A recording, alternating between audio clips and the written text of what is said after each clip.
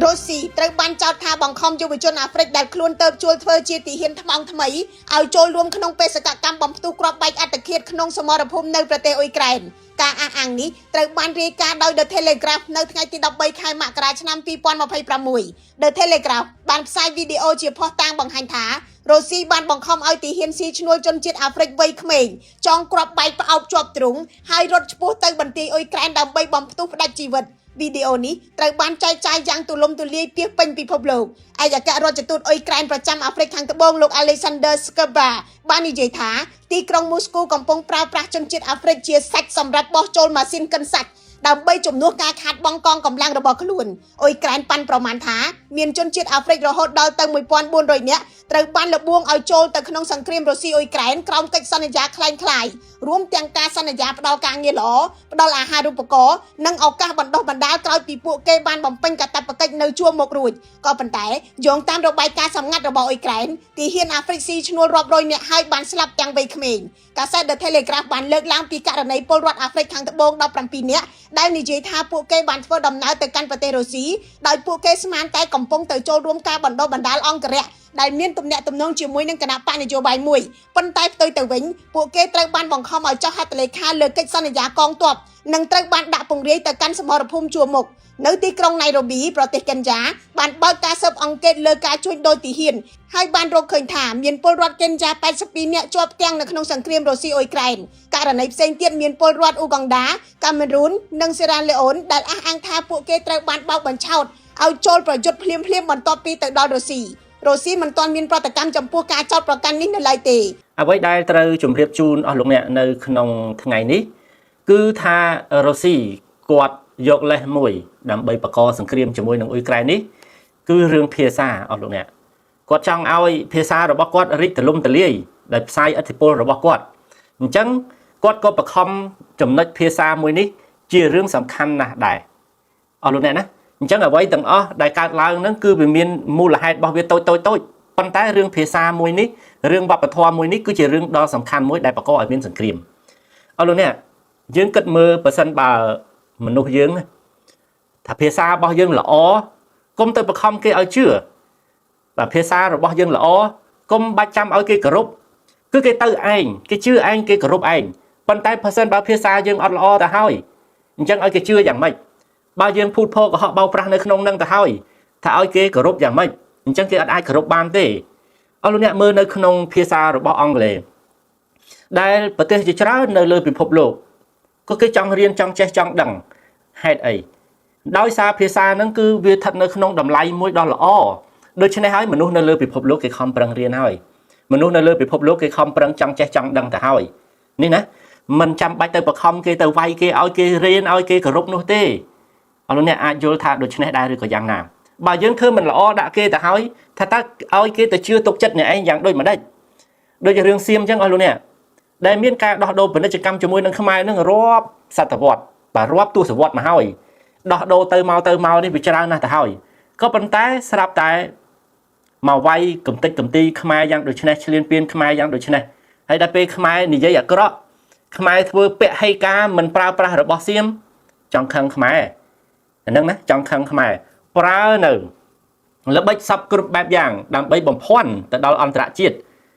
អញ្ចឹងសួរថាឲ្យខ្មែរនេះទៅជឿទុកចិត្តយ៉ាងដូចម្ដេចមិនមែននិយាយទៅបំភាន់ទៅពិភពលោកជឿសៀមទាំងអស់នោះទេពិភពលោកតាមសៀមទាំងអស់នោះទេបាទមានតែអ្នកខួរល្មមដែលមិនចេះបែងចែកទេបានអាចជឿខាងសៀមបានបើយើងយកមូលហេតុឲ្យពេញលេញយកទៅគិតគូរពិចារណាថាហេតុអីបានជាខ្មែរប្រទេសតូចក្រមួយទៅហ៊ានវាយឈ្លានពានសៀមបាទគឺមិនអាចទេមានតែក្រតូចតាចនេះឯងគឺខ្លាចគេមានតែអ្នកមានទេដែលមកឈ្លានពានគេមិនដែលអ្នកក្រតូចតាចទូចតែមួយបែរតែជាទៅឈ្លានពានគេនោះទេអញ្ចឹងមិនអាចទេបើគេមានការគិតគូរយ៉ាងដូចនេះគឺគេមិនជឿសៀមជាដាច់ខាតវាលើកលែងតែអ្នកមួយចំនួនដែលគេមិនគិតសោះបានជឿអញ្ចឹងប្រព័ន្ធផ្សព្វផ្សាយល្បីៗរបស់សៀមប្រព័ន្ធផ្សព្វផ្សាយល្បីៗរបស់អន្តរជាតិដែលឈរនៅខាងសៀមឲ្យតែប្រឹងផ្សព្វផ្សាយនៅអ្វីដែលជាមិនការពិតទៅថ្ងៃក្រោយគង់តែដួលរលំខ្លួនឯងទេអាហ្នឹងចឹងអស់លោកអ្នកណាគឺគង់តែដួលរលំខ្លួនឯងទេពីព្រោះថាអ្វីក៏ដោយក៏មិនអាចបំពេញនៅការពិតបានដែរបំពេញនៅយុត្តិធម៌បានដែរនៅលើโลกនេះមានតែរឿងយុត្តិធម៌មានតែរឿងការពិតទេដែលមានតម្លៃបំផុត អរលោកអ្នកអ្វីដែលខ្ញុំពោលមកយ៉ាងដូចនេះថាតើយ៉ាងដូចម្ដេចដែរអញ្ចឹងទេរឿងភាសានេះមួយគឺជារឿងសំខាន់ណាស់នៅក្នុងជាតិណាក៏ដូចជាតិណាដែរដែលយើងត្រូវពង្រីកភាសារបស់ខ្លួនប៉ុន្តែកុំពង្រីកដោយបង្ខំកុំវាយគេឲ្យគេជឿគេមិនអាចជឿបានទេគេគ្រាន់តែខ្លាចប៉ុន្តែគេមិនគោរពទេអរលោកអ្នកនៅក្នុងកន្លែងហ្នឹងហើយនៅខ្មែរយើងក៏ភាគច្រើនមើលទៅឃើញឲ្យតម្លៃភាសាបរទេសខ្លាំងដែរមនុស្សមួយចំនួនណាបាទឃើញណាយកកូនយកអីទៅដាក់រៀនភាសាអង់គ្លេសដែលមិនទាន់បានចេះខ្មែរផងដល់ពេលកូនទីបំផុតទៅខ្មែរក៏មិនចំខ្មែរអង់គ្លេសក៏មិនចំអង់គ្លេសពិបាកអាហ្នឹងនៅកន្លែងហ្នឹងគឺធ្វើបាបខ្លួនឯងទៅវិញទេអរលោកអ្នកអញ្ចឹងយើងអត់ចាំបាច់ទៅបញ្យលក៏ដូចជាវែកញែកច្រើនទេរឿងដែលថាខ្មែរខ្លួនឯងមិនឲ្យកូនចូលរៀនឲ្យបានច្បាស់ចេះលាស់ច្បាស់លាស់សិនស្រាប់តែប្រឹងដាក់ភាសាបរទេសតោះនឹងចេញមកនិយាយភាសាបរទេសមែនប៉ុន្តែតំណែងតំណងនៅក្នុងសង្គមគឺយើងមិនអាចកិច្ចវេះបានទេវាត្រូវតែប្រើភាសាគោលគឺភាសាខ្មែរយើងនេះជាភាសាទី1ទៅហើយអញ្ចឹងកុំឲ្យកូនស្ទើបាទឆ្អិនក៏ស្ទើឬក៏ខ្លោចក៏ស្ទើក៏ពិបាកដែរអរលោកអ្នកបាទឥឡូវនេះនៅក្នុងអត្ថបទនេះនឹងយ៉ាងណាដែលភាសារបស់រុស្ស៊ីคล้ายទៅជាមូលហេតុមួយនៃសង្គ្រាមនោះអញ្ចឹងគេបាននិយាយយ៉ាងដូចម្ដេចក៏សូមអរលោកអ្នកមេត្តាតាមដានជាមួយនឹងខ្ញុំបាទទៅមើលនៅពេលដែលការចរចាសន្តិភាពបានលេចចេញស្ថានភាពនៃភាសារុស្ស៊ីគឺជាសមរភូមិដ៏សំខាន់មួយនៅក្នុងសង្គ្រាមជាមួយនឹងអ៊ុយក្រែននេះនៅពេលដែលអ៊ុយក្រែនរុស្ស៊ីនិងសហរដ្ឋអាមេរិកខិតទៅជិតសំណើសន្តិភាពដែលដឹកនាំដោយសហរដ្ឋអាមេរិកដើម្បីបញ្ចប់សង្គ្រាមការពិភាក្សាជាសាធារណៈភាគច្រើនគឺផ្ដោតទៅលើតំបន់ដុនបាសដែលមានការប្រកួតប្រជែងសំណួរនៃការធានាសន្តិសុខនិងរូបរាងនៃដំណោះស្រាយណាមួយដែលអាចទទួលយកបានចំពោះទីក្រុងម៉ូស្គូអញ្ចឹងរឿងដុនបាសនេះមួយគឺជារឿងប្រកួតប្រជែងគ្នាសួរគ្នាទៅវិញទៅមកដោះស្រាយគ្នាទៅវិញទៅមកអះអាងគ្នាទៅវិញទៅមកអញ្ចឹងថាតើត្រូវដោះស្រាយយ៉ាងដូចម្ដេចអ្នកការពារយ៉ាងដូចម្ដេចអញ្ចឹងណាអ្នកធានាយ៉ាងដូចម្ដេចនៅក្នុងតំបន់ដុនបាសក៏ប៉ុន្តែក្រោមការចរចាចុងក្រោយបងអស់ឥឡូវដុនបាសហ្នឹងចាត់ទុកថាយ៉ាងម៉េចក៏យើងអត់ទាន់ដឹងច្បាស់ដែរព្រោះការចរចានៅក្នុងដុនបាសហ្នឹងគឺគេចរចាហើយបាទគេចរចាហើយប៉ុន្តែគេមិនទាន់ចេញជាសាធារណៈថាអ្នកណាដកទ័ពអ្នកណាដាក់ទ័ពអ្នកណាការពារអ្នកណាធានាគឺអត់ទាន់ដឹងទេវាអត់ទាន់ចេញជាសាធារណៈឥឡូវថាចប់ចោះដុនបាសហ្នឹងប៉ុន្តែនៅចុងក្រោយបងអស់នេះរណសេរដ៏យូរអង្វែងមួយផ្សេងទៀតនៅក្នុងសង្គ្រាមក៏បានចាប់ផ្ដើមដល់ចំណុចមួយពោលគឺការប្រយុទ្ធគ្នាទៅលើភាសានេះ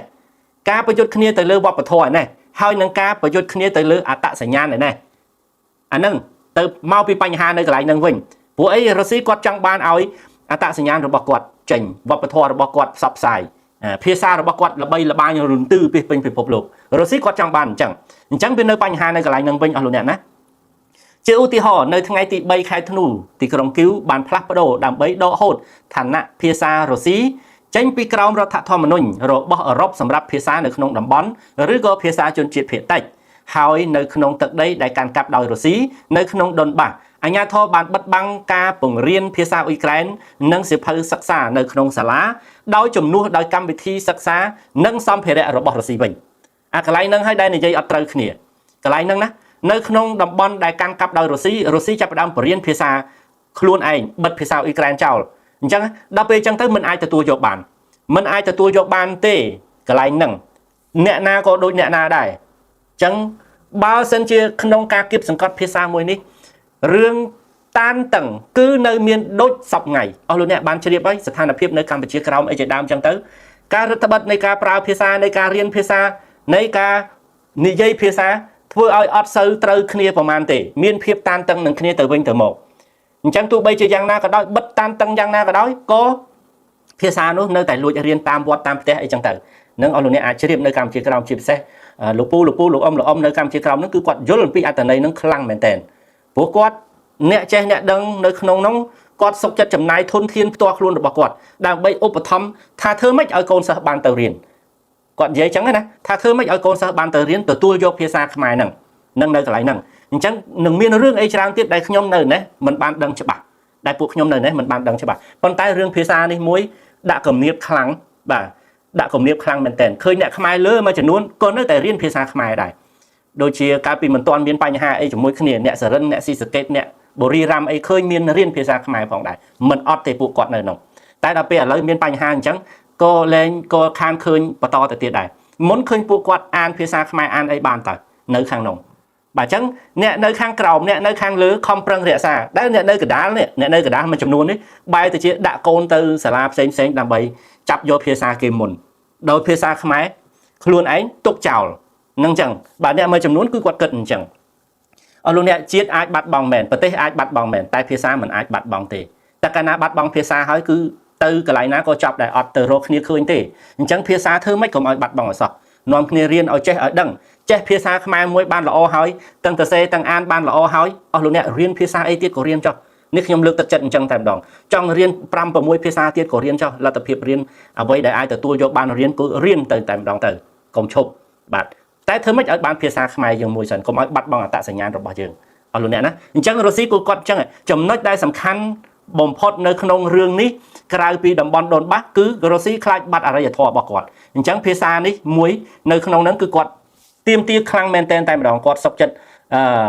đo sai sen bàn tay rương phía xa cứ ở bàn này thở tại riêng phía xa Russia chẳng cái lại nữa hay bạn Ukraine ở brom chẳng phía xa cứ chỉ chấm nói muối này sừng cream này anhลูกฟรอดฮอลกอดบ้านในใจถามเทียบซ้ำในเพียซาคือเชื่อการเรียกซาอธิปโลระบบรัสเซียโปลคือประกอบนะในเพียแข่งกันกับปันท้ายอดดอมกระเตะตู้เตียงดำบอลวิหารโดยเชื่อเวียนกับเขาปันท้ายวิจินิมัตสัญญาดอมินอธิปโลสำหรับติกรงมอสโกบันจังเรื่องเทียบซ้ำในอธิปโลระบบรัสเซียคือเพียซาหนึ่งแต่ดองเกจังเอาเพียซาระบบเกมมอมมุนนะจังบานคอมปรังไว้เอาไว้ในรัสเซียกอดเฟื่อคือเขาในกลายนั้นเอาเลยเนี่ยกอดทาភាសារបស់គាត់ត្រូវតែពង្រីកអធិពលរបស់គាត់ប៉ុន្តែគាត់មិនយករឿងភាសានេះទៅផ្សព្វផ្សាយអំពីរឿងល្អទេប្រហែលជាគេចង់រៀនបើគាត់មានពាក្យសម្ដីក្នុងការអប់រំកម្រិតខ្ពស់មួយដែលអាចទទួលយកបានដោយភាសាសំស្ក្រឹតនិងទោះបីជាបាត់ប្រមាណពាន់ឆ្នាំក៏មនុស្សនៅតែប្រឹងទៅតាមរៀនដែរអរលោកអ្នកណាភាសាសំស្ក្រឹតបើតាមខ្ញុំដឹងមកគឺបាត់យូរហើយប៉ុន្តែមកដល់ឥឡូវនៅមានឧត្តមសិក្សាភាសាសំស្ក្រឹតនៅមានគេហៅថាផ្នែកបណ្ឌិតភាសាសំស្ក្រឹតហ្នឹងហើយនៅមានថ្នាក់បណ្ឌិតផ្នែកភាសាសំស្ក្រឹតទៀតហើយភាសាហ្នឹងគឺអត់ត្រូវបានគេយកមកប្រើដល់ទលំទលាទេចុះហេតុអីបានជាមានបណ្ឌិតមួយចំនួនលោកបាទឬក៏គាត់ខំប្រឹងចំណាយពេល 4-5 ឆ្នាំដើម្បីទៅសម្របសម្រួលយកផ្នែកបណ្ឌិតភាសាសំស្ក្រឹតក៏ដោយសារមានមូលហេតុសំខាន់មានមូលហេតុល្អនៅក្នុងហ្នឹងបានគាត់ខំប្រឹងទៅក្រេបជញ្ជក់យកនោះតែបើរុស្ស៊ីវិញបែរទៅជាធ្វើបច្រាខ្លួនឯងនៅឲ្យចងោភាសាខ្លួនឯងនៅចងោមិនទាន់បាត់បង់ផងដើរបខំគេឲ្យរៀនទៀតអញ្ចឹងបើសិនជាគេយល់ថានោះគឺជាភាសាមួយដ៏ល្អម្លេះគេចំណាយពេលវេលាទៅខំហើយទៅរៀនហើយទៅក្រេបជញ្ជក់យកហើយហេតុអីបានជាគាត់ដើរវាយគេឯងជុំវិញប្រទេសនឹងដើម្បីឲ្យរៀនភាសាគាត់អញ្ចឹងបាទបង្កើតជាសង្គ្រាមមួយដល់ធ្វើឲ្យគេស្អប់ខ្ពើមទៅវិញនៅអញ្ចឹងណាអរលោកណាទៅជាយល់ច្រឡំមិនបានពង្រីកអធិពលទៅជាធ្វើឲ្យអធិពលធ្លាក់ដល់ថោកទៀតទៅវិញអានឹងអញ្ចឹងព្រោះគេអត់ចង់រៀនទេនៅភាសាអញ្ចឹងបាទអញ្ចឹងគឺជាការប្រព្រឹត្តខុសនោះឯងអរលោកអ្នកអ្វីដែលលោក Frod Hall គាត់បាននិយាយថាភាសាគឺជាទម្រង់នៃអំណាចទុនសម្រាប់រុស្ស៊ីតាំងពីយូរណាស់មកហើយនៅក្នុងអំឡុងពេលសង្គ្រាមត្រជាក់សម័យសូវៀតការព្យាយាមបង្រៀនភាសារុស្ស៊ីគ្រប់ទីកន្លែងជាមធ្យោបាយនៃការបង្កើនទំនាក់ទំនងនិងភាពរស់រវើកនៃការរីករាលដាលនៃឥទ្ធិពលរបស់រុស្ស៊ីលោកបានបន្ថែមថាការគិតនេះថាប្រសិនបើមនុស្សបានរៀនភាសារុស្ស៊ីពួកគេអាចសិក្សានៅក្នុងទីក្រុងមូស្គូដែលពង្រឹងឥទ្ធិពលរបស់សូវៀតនិងឧត្តមភាពរបស់វាបន្ថែមទៀតណាគាត់ចង់ឲ្យអញ្ចឹងចង់ឲ្យថាបើមនុស្សចេះភាសារុស្ស៊ីមនុស្សនឹងអាចរត់ទៅរៀនទីក្រុងមូស្គូបន្ថែមទៀតបើចេះភាសារុស្ស៊ីនោះប៉ុន្តែគាត់មិនមែនឲ្យគេចេះដោយក្នុងលក្ខណៈគេស្ម័គ្រចិត្តចង់ចេះឯណាគាត់ទៅវាយបង្ខំគេឲ្យចេះអាហ្នឹងគឺចឹងអ្វីដែលអំពើរបស់គាត់ធ្វើសប្តាហ៍ថ្ងៃនេះគឺគាត់ចង់វាយគេឲ្យចេះដើម្បីឲ្យគេទៅរៀនដើម្បីបង្ហាញអំពីឥទ្ធិពលរបស់គាត់នេះគាត់គិតខុសនៅកន្លែងហ្នឹងនៅពេលដែលអភិវឌ្ឍជួរមុខនឹងការបង្ខិតបង្ខំការទូតដែលគ្របដណ្ដប់លើការតស៊ូទៅលើសិទ្ធិភាសាក៏បានคล้ายទៅជាសមរភូមិមនោគមវិជ្ជាដ៏ខ្លាំងក្លាហើយអ្នកជំនាញបាននិយាយថាការទទូចរបស់ទីក្រុងមូស្គូទៅលើការការពារនៃជនជាតិរុស្ស៊ីនិងថែទាំវប្បធម៌រុស្ស៊ីនៅក្នុងតំបន់ដូនបាសនិងលើសពីនេះនោះវាបានរួមចំណែកទៅដល់ការអូសទាញបែបមនោគមវិជ្ជាបាទអញ្ចឹងណាគាត់ប្រើអំពើក្តៅដើម្បីទៅអូសទាញឲ្យគេចូលមនោគមវិជ្ជារបស់គាត់អញ្ចឹងទេរឿងនៅតំបន់ជួរមុខថារុស្ស៊ីឈ្នះព្រោះរុស្ស៊ីគាត់គ្រប់គ្រងមកលើអ៊ុយក្រែនច្រើនថារុស្ស៊ីឈ្នះហើយការបង្ខិតបង្ខំការទូតថារុស្ស៊ីឈ្នះបាទប៉ុន្តែមនោគមវិជ្ជាដ៏ខ្លាំងក្លាមុតស្រួចមួយនេះបែរទៅជាឲ្យគេស្អប់អរលោកអ្នកយ៉ាងម៉េចទៅវិញអញ្ចឹងអ្វីដែលគេបាននិយាយមកនេះគឺជារឿងមួយដែលគេប្រៀបធៀបថាមិនគួរណាលោកពូទីនធ្វើអញ្ចឹងសោះ ហើយលោកពូទីនធ្វើនឹងមិនមែនធ្វើម្នាក់ឯងទេណាអស់លោកអ្នកណាដែលបខំឲ្យអធិពលរបស់ខ្លួនរីករាលដាលរីកចម្រើនដែលបខំឲ្យវប្បធម៌របស់ខ្លួនរីកចម្រើនអញ្ចឹងការធ្វើសង្គ្រាមមួយនេះមិនមែនលោកពូទីនគិតម្នាក់ឯងធ្វើម្នាក់ឯងទេគឺមានមនុស្សមួយក្រុមរបស់វាមានក្រុមឡើងបានបោះឆ្នោតហើយបន្ទាប់មកក៏ចាប់ផ្ដើមធ្វើសង្គ្រាមបរិយាអធិពលអាហ្នឹងចឹងបាទអញ្ចឹងមិនដែរអ្នកទាំងអស់គ្នានៅក្នុងដែលខំប្រឹងបោះឆ្នោតឲ្យអញ្ចឹងចុះបើគាត់បរិយាអធិពលរបស់គាត់ដោយការអភិវឌ្ឍទៅលើទឹកដីណាមួយហើយយកអ្វីដែលរុងរឿងឲ្យមនុស្សត្រជាក់ត្រជុំរស់នៅសុខដុមរមនាទទួលបាននៅក្នុងរឿងត្រជាក់ល្អគេមិនរៀនភាសានឹងប្រតិបត្តិទៅហើយដូចជាបើកក្រុមហ៊ុនមិនចឹងអស់លោកអ្នកឲ្យមនុស្សមានការងារធ្វើមានចំណូលរឿងអីមិនបង្ខំកូនឲ្យរត់ទៅរៀនហើយរៀនភាសារុស្ស៊ីទៅបានការងារល្អធ្វើបានប្រាក់ខែខ្ពស់បានលុយចាយច្រើនណែអនាគតរុងរឿងមិនចឹងប៉ុន្តែគាត់អត់បែរទៅជាធ្វើអញ្ចឹងមានជនជាតិរុស្ស៊ីខ្លួនឯងរត់ចេញខ្លួនឯងហ្នឹងគឺមិនអាចបានទេលោកពូទីនគាត់បានប្រាប់ទូរទស្សន៍ India Today TV ជាភាសាអង់គ្លេសនៅដើមខែនេះថារុស្ស៊ីបានបដិញ្ញាចិត្តដើម្បីការពារផលប្រយោជន៍របស់ខ្លួននៅលើទឹកដីអ៊ុយក្រែនរួមមានប្រជាជនរុស្ស៊ីប្រពៃណីរុស្ស៊ីសាសនារុស្ស៊ីដែលលោកបាននិយាយថាត្រូវដាំដុះនៅលើទឹកដីទាំងនោះឲ្យបានច្រើនសតវត្សតទៅទៀតណែឃើញទេគាត់ចង់បានអ៊ុយក្រែនហ្នឹងឲ្យដុះលូតលាស់វប្បធម៌របស់គាត់ជនជាតិរបស់គាត់ភាសារបស់គាត់សាសនាប្រពៃណីរបស់គាត់នៅលើទឹកដីអ៊ុយក្រែនទៀតណែគាត់ចង់ដាំដុះអញ្ចឹងណាហើយដាំដុះហ្នឹងមិនមែនយកទឹកត្រជាក់យកទៅស្រោចឲ្យលោកអ្នកយកទឹកក្តៅយកទៅស្រោចហ្មងស្រោចឲ្យឆាប់ដុះឲ្យធំទៅអានភាសាប្រពៃណីរបស់គាត់ហ្នឹងវាធំទៅប្រពៃណីទាំងអស់ហ្នឹងបែរជាមិនធំទៅជាអលួយអស់លីងមនុស្សស្អប់ខ្ពើមបាត់អស់លោកអ្នកវាគឺជាការពិតលោក Frost Hall គាត់បាននិយាយថាគាត់មើលឃើញថាកងកម្លាំងផ្សេងទៀតនៅពីក្រោយនៃការជំរុញនេះគឺដើម្បីរក្សាភាសារុស្ស៊ីរួមទាំងវិហារគ្រីស្ទអូសដករបស់រុស្ស៊ីនិងចាត់ទុកទាំងភាសាទាំងស្ថានភាពនៅក្នុងទីក្រុងគីវគឺជាចំណុចកណ្ដាលនៃប្រវត្តិសាស្ត្ររបស់ខ្លួនរុស្ស៊ីគាត់យល់អញ្ចឹងទីក្រុងគីវគឺជាចំណុចកណ្ដាលរបស់ខ្លួនដូច្នេះចំណុចកណ្ដាលនេះឯងគឺត្រូវតែឲ្យភាសារុស្ស៊ីកើតនៅក្នុងទីក្រុងគីវបាទឲ្យលេចចេញពីទីក្រុងគីវដើម្បីអីឲ្យវារីកសាបព្រោះទៅដល់អឺរ៉ុបទៀតក៏ប៉ុន្តែឥឡូវនេះវាត្រូវស្អុយឲ្យលួយនៅក្នុងទីក្រុងគីវនេះទៅវិញបាទមិនមែនថាគាត់ចាញ់ហើយទេណានិយាយនៅកន្លែងនេះមិនមែនថាសង្គ្រាមនឹងរុស្ស៊ីចាញ់ហើយទេណាគឺនៅក្នុងចិត្តរបស់មនុស្សទោះបីជារុស្ស៊ីឈ្នះនៅលើសង្គ្រាមនេះក៏ដោយប៉ុន្តែមនុស្សគឺគេស្អប់ទៅហើយអស់លោកអ្នកមនុស្សទូទាំងពិភពលោកគេស្អប់ទៅហើយអញ្ចឹងវានឹងអាចរីកលូតលាស់ទៅយ៉ាងដូចម្ដេចវិហារគ្រីស្ទអូសដករបស់រុស្ស៊ីហ្នឹងភាសារបស់រុស្ស៊ីហ្នឹងអញ្ចឹងវាអាចរីកលូតលាស់ទៅយ៉ាងម៉េចបាននោះលោកពូទីនមិនបង្កើតហេតុផលទាំងនេះដោយខ្លួនឯងទេគឺមានមជ្ឈមណ្ឌលបោះឆ្នោតគាំទ្រនិងបង្កើតគំនិតមួយនេះអ្នកគេនិយាយមិនមែនពូទីនធ្វើតែឯងទេគឺមានការបោះឆ្នោតពីសម្លេងច្រើនដើម្បីឲ្យពូទីនធ្វើដោយអំពើសពថ្ងៃនេះកាលពីខែវិច្ឆិកាលោកពូទីនបានចុះហត្ថលេខាទៅលើយុទ្ធសាស្ត្រគោលនយោបាយជាតិរបស់សហព័ន្ធរុស្ស៊ីរហូតដល់ឆ្នាំ2036ខំប្រឹងបរិយាគោលនយោបាយនឹងរហូតដល់ឆ្នាំ2036ដែលជាឯកសារគោលនយោបាយយុទ្ធសាស្ត្រដែលបរិហារអំពីការបំផ្លិចបំផ្លាញនៃតម្លៃនៃវិញ្ញាណក្ខន្ធការបំផ្លិចបំផ្លាញនៃសិលធម៌ការបំផ្លិចបំផ្លាញនៃវប្បធម៌ការបំផ្លិចបំផ្លាញនៃប្រវត្តិសាស្ត្ររបស់រុស្ស៊ីអញ្ចឹងគឺជាគោលនយោបាយជាយុទ្ធសាស្ត្រមួយមិនដើម្បីបំផ្លិចបំផ្លាញទេគឺការពារការបំផ្លិចបំផ្លាញនៅកន្លែងហ្នឹងបាទការពារការបំផ្លិចបំផ្លាញនៃខាងវិញ្ញាណនៃខាងសិលធម៌នៃខាងវប្បធម៌នៃខាងប្រវត្តិសាស្ត្រនឹងកាលណានិយាយអំពីវប្បធម៌មួយគឺវាចូលទៅដល់ភាសាប្រពៃណីនេះឯងបាទអញ្ចឹងការពារការបំផ្លិចបំផ្លាញរហូតដល់ឆ្នាំ2036ត្រូវដាក់ផែនការការពារអញ្ចឹងការពារឲ្យជាប់បាទអរលោកអ្នកអាចជ្រាបនៅកន្លែងនេះឯកសារនេះក៏បានតម្កល់ផងដែរថាជាការកត់សម្គាល់មួយការកាន់កាប់ទឹកដីអ៊ុយក្រែនរបស់រុស្ស៊ីបានបង្កើតលក្ខខណ្ឌសម្រាប់ការស្ដារឡើងវិញនៅឯកភាពនៃទឹកដីប្រវត្តិសាស្ត្រនៃរដ្ឋរុស្ស៊ីអញ្ចឹងឯកសារដែលបានបោះឆ្នោតដោយការពាររហូតដល់ឆ្នាំ2036នៃគេហៅថាគោលនយោបាយយុទ្ធសាស្ត្រនោះឯងអស់លោកអ្នកណាគឺកាន់កាប់ទាំងទឹកដីអ៊ុយក្រែនផងដែរមិនមែនយកតែភាសាឬក៏យកតែប្រវត្តិសាស្ត្រដាក់នៅលើដៃរបស់អ៊ុយក្រែននោះទេគឺដាក់ទៅលើដៃរបស់រុស្ស៊ីដែលឈរលើទឹកដីអ៊ុយក្រែនអញ្ចឹងកន្លែងនោះគឺកាន់កាប់ទាំងទឹកដីអ៊ុយក្រែនទៀតធ្វើម៉េចធ្វើឲ្យដល់ឆ្នាំ2036នោះឯងនៅ10ឆ្នាំទៀតអស់លោកអ្នកបាទលោក Front Hall គាត់បាននិយាយថាដូច្នេះបញ្ហាដែលជាជាងអំពីមនុស្សនិងបដិសេធរុស្ស៊ីជាច្រើនអំពីចំនួនប្រជាជនរុស្ស៊ីដែលធ្លាក់ចុះអញ្ចឹងបញ្ហាដែលជាតិរបស់រុស្ស៊ីធ្វើដូច្នេះគឺធ្វើឲ្យមនុស្សទាំងអស់បដិសេធជនជាតិរុស្ស៊ីមនុស្សទាំងអស់គឺគេបដិសេធជាច្រើនដែលប្រជាជនរុស្ស៊ីនឹងអាចធ្លាក់ចុះដល់ខ្លួនឯង bạn chẳng à vậy để quạt thưa cứ quạt thưa mình trầm trời quạt thưa không này ấy miền lục sấy mà nè đại quạt miền chua thà y Katerina Bulvikova đại chỉ nè Pride khang phía xa Russia nâng chia Sastracha nơi phía Asan lục sấy ban miềnภาษาthà សង្គ្រាមបានប្រែក្លាយភាសារុស្ស៊ីពីឧបករណ៍សម្រាប់ទំនាក់ទំនងប្រចាំថ្ងៃនិងវិជ្ជាជីវៈទៅជាឧបករណ៍ចោតប្រកាន់នៃអំណាចក៏ដូចជានៃអត្តសញ្ញាណឃើញទេសង្គ្រាមដោយសារភាសាគឺជាឧបករណ៍មួយនៃការទំនាក់ទំនងប្រចាំថ្ងៃនិងប្រើជាវិជ្ជាជីវៈបាទប៉ុន្តែវាคล้ายទៅជាឧបករណ៍នៃអំណាចបាត់វាคล้ายទៅជាឧបករណ៍មួយដែលយល់ឬក៏ស្គាល់ឬក៏ចំណាំអំពីអត្តសញ្ញាណបាត់អរលោកអ្នកថាតើអរលោកអ្នកអាចតាន់ឬក៏ជ្រាបនៅអ្វីដែលខ្ញុំកំពុងតែអានជម្រាបនេះដែរឬក៏យ៉ាងណាបាទអញ្ចឹងសូមអរលោកអ្នកមេត្តា comment ណាបាទឬក៏អរលោកអ្នកអាចស្ដាប់ភាសាទៀតអីចឹងទៅអញ្ចឹងអាចនឹងយល់ដែរ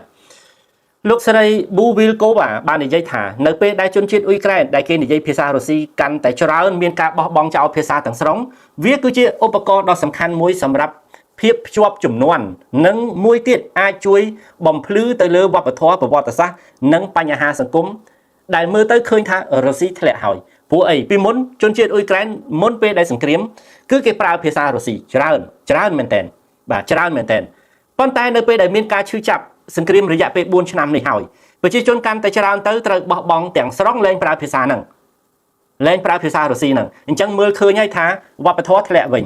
បាទប្រវត្តិសាស្ត្រនិងបញ្ហាសង្គមគឺធ្លាក់តទៅទៀតហើយនេះឯងគឺធ្លាក់ធ្វើឲ្យធ្លាក់ទេមិនមែនធ្វើឲ្យកើនឡើងនោះឡើយ